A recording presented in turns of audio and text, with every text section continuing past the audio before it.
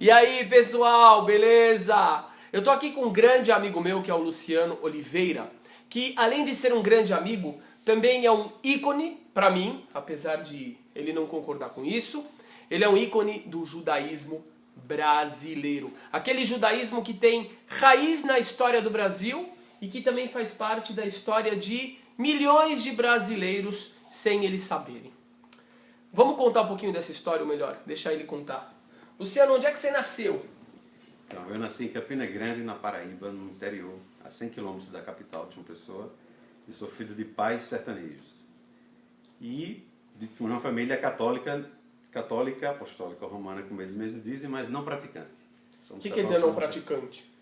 Que não vai para a igreja, que não reza em casa, e se alguém perguntar, você de repente é um super católico, mas não é católico praticante, não vai na igreja. Bom, vamos dizer assim, faz hoje as coisas em dia... básicas, batiza os filhos. Entendi, mas hoje em dia você pega aqui em São Paulo, por exemplo, acho que a maioria dos católicos são assim.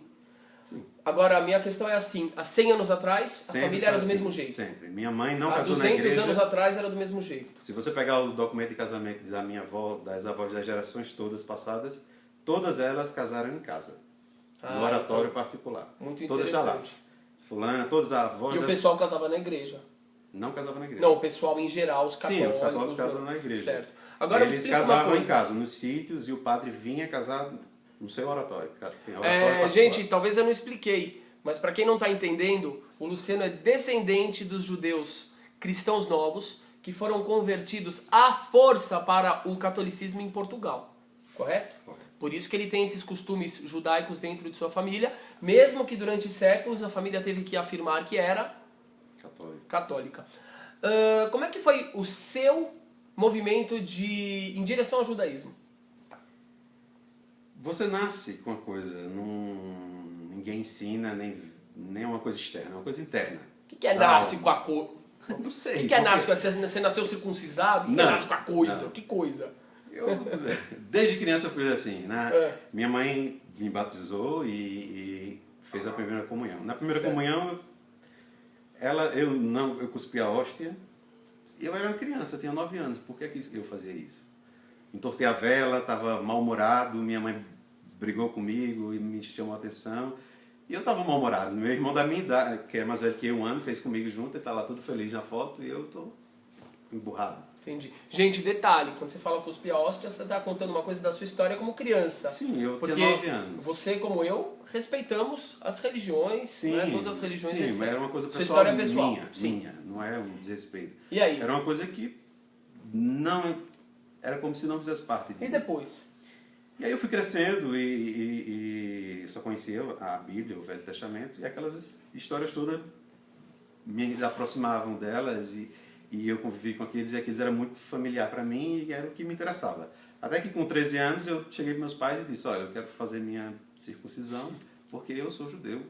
E eu preciso, para ser judeu, eu preciso fazer a minha circuncisão. Por isso que eu brinquei antes perguntando se ele então nasceu com circuncisão. E aí meu pai me levou no urologista e o urologista examinou e disse, não tem necessidade fisiológica de você fazer.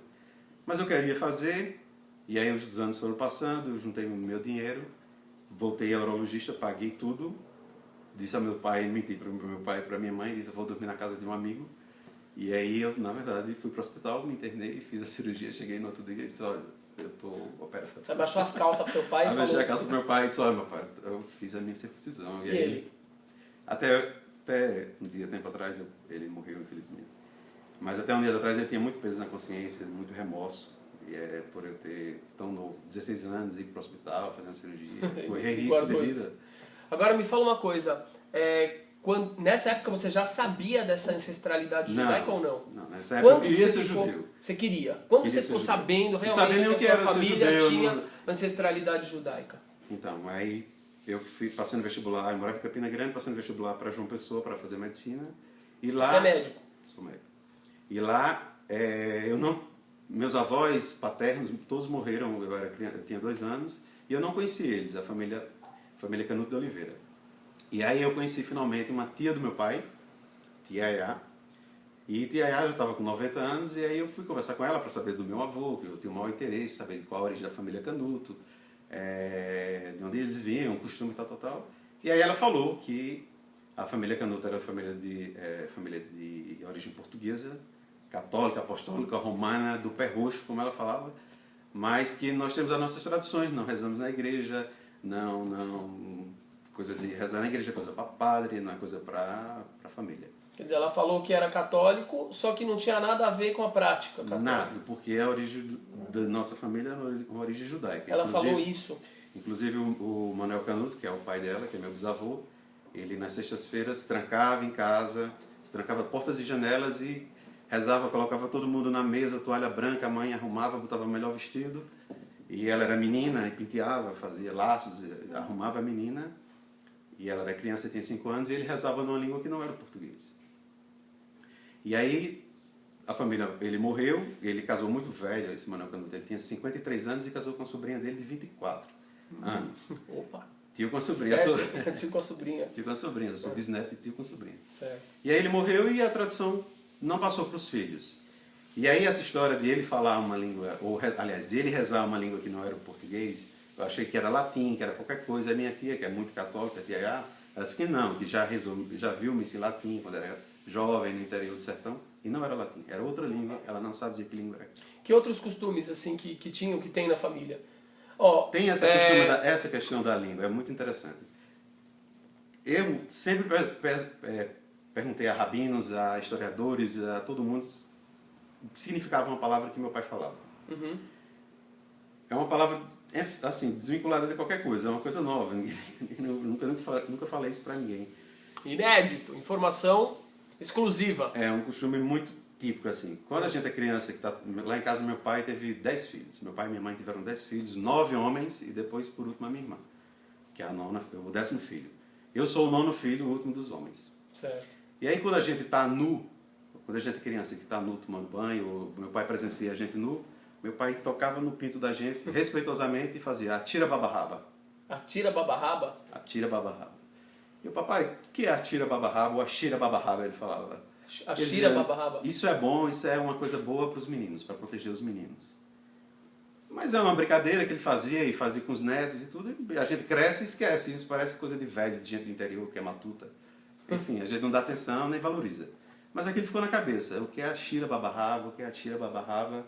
E eu perguntava a todo mundo e pô, não dava atenção, ou ninguém sabia exatamente o que era. Até que um dia, pouco tempo atrás, esse ano ainda, eu comprei um livro de Kabbalah, publicado por vários estudiosos da Universidade Hebraica de Jerusalém. E aí tinha vários professores, eu peguei o e-mail deles da Universidade Hebraica de Jerusalém, fiz o mesmo e-mail em inglês e mandei para todos, em 5 ou 6 professores. Um deles respondeu, o nome dele é Cyril Aslanov, ele é filólogo, estuda a língua. Ele fala vários idiomas. Eu escrevi em inglês, achando que ele não... E o que é ashira babarraba? Ele me escreveu em português, eu fiquei impressionado. Mas o cara é filólogo, conhece várias línguas. Ele disse, olha, eu não falei a ele que tinha nada a ver com tocar no pinto. Eu só falei assim, meu pai é de família cristianova, tal, e a única palavra que é estranha que ele fala é ashira babarraba. Aí ele falou assim, ele disse, ashira é o salmo que se canta na Brit Milá. E rabá é o que você diz 3 vezes. É mesmo, Baruch Rabá. E baba, óbvio, que é pai. Aba, né? baba. Então ele diz, isso aí é uma Baba coisa... em árabe. O professor falou. Mas é aba em hebraico. Isso aí é uma coisa sincrética ou acróstica, uma coisa concentrada ou mudada. Com todas as palavras relacionadas com Brit Milá. Relacionada com Brit Milá. Porque no Brit Milá a gente fala Rabá várias vezes. Baruch Rabá, bendito aquele que vem. Então como que a gente criança que tá vindo. é uma família cristianova, não faz a Brit Milá porque é proibido pela igreja fazer circuncisão, meu pai tocava no pinto e fazia Ashira Babarraba. Como se fosse então uma menção a isso. Agora, você está aqui em São Paulo agora. Seu pai faleceu. Meu pai faleceu. Tem a ver com você ter vindo para cá? Em Chiva. Certo. Seu pai faleceu e o que ele pediu? Papai ele fez prometer inúmeras vezes. Papai, a gente foi morar em Recife, ele mandou minha mãe, fazia minha mãe prometer 300 milhões de vezes. Ele tinha muito medo de morrer. Ele dizia, quando eu morrer, cubra meu rosto imediatamente, me enterre imediatamente junto com meus pais e me envolva em linho branco. Em linho branco. É Gente, tudo isso é costume judaico. E nós fizemos isso tudo. Assim. E ele não se considerava judeu? Não, e nada de padre. Mas tudo isso é costume, então, que veio de geração em geração, e nada de padre? Ele pedia que fosse enterrado com os costumes da família dele. Certo. Que a minha mãe tem mortalha, e costurou mortalha, e as mulheres fazem mortalha. Ele não. É envolver em linho branco, como era a família dele. Que é o costume judaico. Judaico da família dele. E pediu para ser enterrado junto aos pais dele. Foi o que nós fizemos. Impressionante. Bom, eu acho assim que Luciano tem muita história impressionante para contar. Ele tem um objeto que é um oratório, né?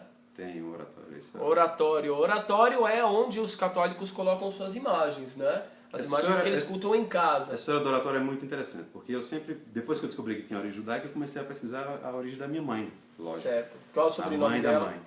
O sobrenome dela de solteira é Analice Cordeiro da Cunha. Cordeiro tem ascendência judaica, né? Cordeiro da Cunha. O pai dela é Rodrigues da Cunha. Certo.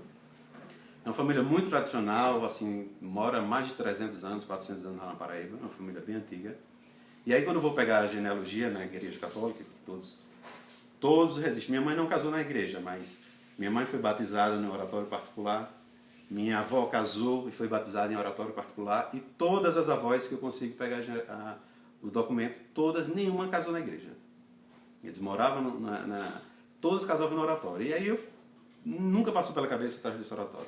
Enfim, quando eu nasci, a minha mãe colocou o meu nome e disse para o meu pai: registre ele como Isaías, que eu quero homenagear o meu tio Isaías, que é um tio da minha mãe. E aí meu pai, por raiva, ou sei lá por que motivo, colocou Luciano, que é um tio dele. Ele terminou homenageando o tio dele, que era Luciano Canuto. Ao invés de Isaías. Ao invés de Isaías. Então, meu nome, primeiro antes de Luciano, é Isaías. E aí eu sempre tive curiosidade de conhecer esse tio Isaías que deu o meu nome. Certo. Mas o tio Isaías, ele tinha milhões de anos, 90 anos, e morava no sítio onde a minha mãe nasceu, no sertão. Tinha 48 anos que a minha mãe não ia lá. Então, quando foi em 2003, veio a minha tia de Fortaleza, a irmã da minha mãe, e aí elas se combinaram: vamos visitar o tio Isaías, que o tio Isaías está muito velho, nesses dias vai morrer, e a gente fazer uma visita a ele e visitar o lugar onde elas nasceram. E é longe, muito longe. Tipo assim, você vai na cidade mais próxima e depois 30 quilômetros de chão, que só vai de caminhoneta, porque carro de passeio não passa. E aí nós fomos. Quando chegou lá, conheci o tio Isaías, e eu pedi para conhecer fotos, tudo que ele tivesse de antigo. Ele me levou na casa dele, abriu a casa dele, estava fechada, e ele mostrou todos móveis velhos, coisas que tinha lá na casa, e eu encontrei esse oratório. Estava lá jogado, com a porta aberta, estava até caído. E aí quando eu trouxe, estava escuro, quando eu trouxe para a luz que vi aquilo, e eu perguntei para quem é judeu, olha para aquilo, acho estranho. Eu disse: o que é isso aqui, tio Isaías? Ele disse: meu filho, isso aí é uma letra dos antigos. Quer dizer, no oratório tinha uma forma, uma figura que você não entendeu, você perguntou o que é? De madeira, talhada, está em cima do oratório. Assim, né? Com essa forma. Assim. Aí ele falou que é uma letra dos antigos. Aí eu disse: isso é uma letra dos antigos, mas não existe letra dos antigos. A gente fala o alfabeto, não existe essa letra. O que é isso? É W? É W, não existe. Aí ele disse: que letra é? Não sei, só os antigos que sabiam, seus avós e bisavós que sabiam. Eu disse: de quem é? Era da sua bisavó, ela morreu, deixou com a minha esposa, que era a filha dele, que na verdade ele não é tio, ele é primo casado com a tia. E eu disse: tio Isaías, me dê esse oratório para mim. Ele disse: não posso dar, porque foi sua bisavó que deu para mim, eu não posso dar. Qual era o nome do homem que fez? Então, eu descobri que todos os santos e oratórios eram feitos por um artesão chamado Mestre Salomão. Mestre Salomão. Essa história judaica do Brasil escondida por baixo da história oficial. Mestre Salomão já morreu há muitos anos. Já existe um padre lá que está recolhendo santos e oratórios para fazer um museu em homenagem a ele, porque ele fez todos esses oratórios. A minha bisavó, ela tinha 3 oratórios.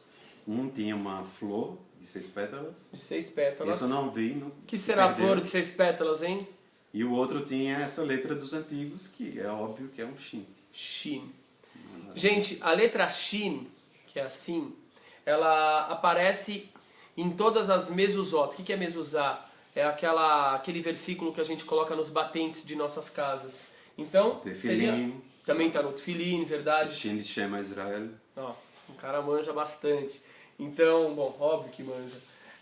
Então seria uma forma de dissimular, de disfarçar um símbolo que era proibido de ser colocado nas casas E era judaicas, nesse oratório que e todo ficava no mundo